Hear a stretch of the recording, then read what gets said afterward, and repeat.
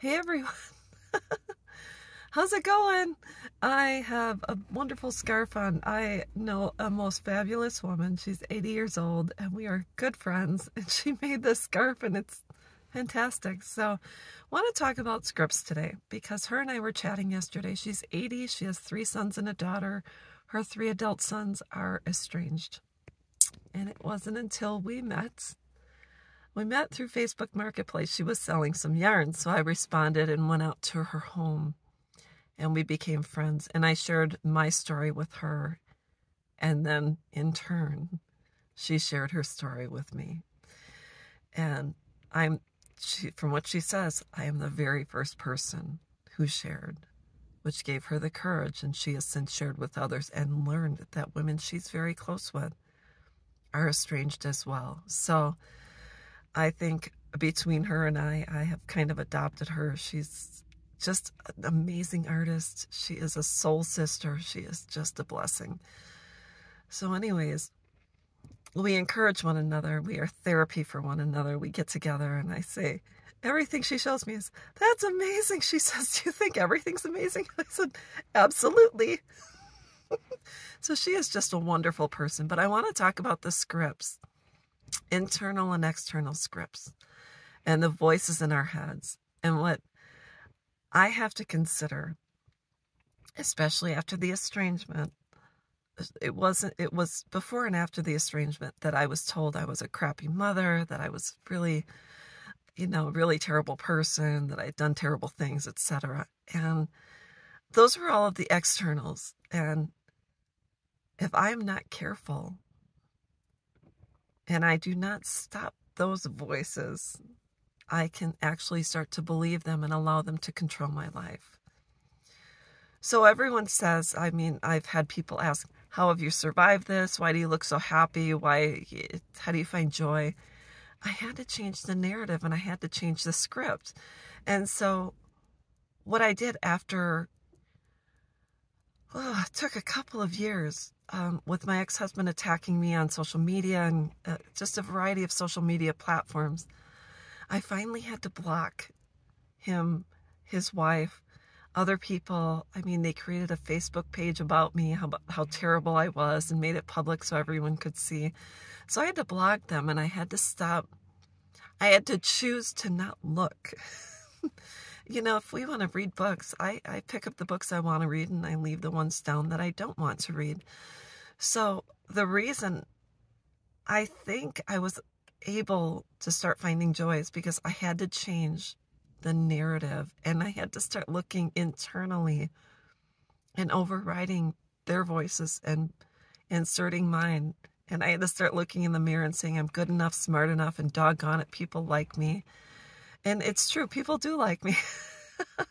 So I just want to say that the longer we allow the external voices to infiltrate our lives, our minds, our hearts, to tell us what we're worth, which to certain people, they say we're not really worth anything. But really, that's not true. I am worth something. Even if I haven't accomplished much, maybe I only have a high school diploma. And really, before I joined the military, I only had a high school diploma and some college. And even though I am a veteran, sorry about that, I'm still a worthy person. So I just want to say that I had to, first and foremost, start blocking people. Anyone that was attached to my estranged children that had turned against me, that was filling them with information about me, and most important, reminding me about the estrangement every single day. Oh, your daughter's this, your daughter's that.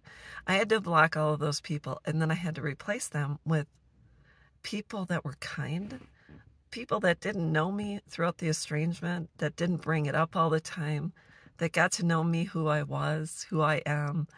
And I had to start making my voice louder. I had to start yelling, I am worthy, I am kind, I am good, I am a wonderful person. And soon my narrative started to change, my script started to change, and I started to believe it. So that's how I'm able to live and have peace, exhale, find joy, and most important, experience happiness again. So I had to make my voice louder, I had to make theirs smaller, and I had to diminish their fire in my lives, because certain people only mean harm and really never want to see you succeed or move forward or find joy. So, and I'll tell you what, those are the people that are struggling. And I just know, on a side note, I just noticed a lot of people who are not happy do not want you to be happy either. And how dare you? How dare you find happiness when your girls are not around or when your children are not around? And how can you be happy if your children don't talk to you and they don't call you for Mother's Day and they don't call you for your birthday? I found other people who celebrate me and who wish me a happy birthday and who celebrate. It's just amazing. So that's how I found joy again.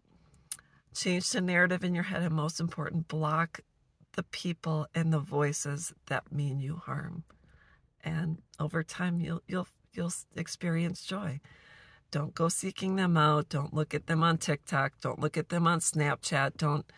Don't ask your friends to search for posts your kids have made about you and how terrible you are. You don't have to. You can make a choice. Wake up and say, I'm not going to do it today. And fight that. Fight the urge to do it. Get busy.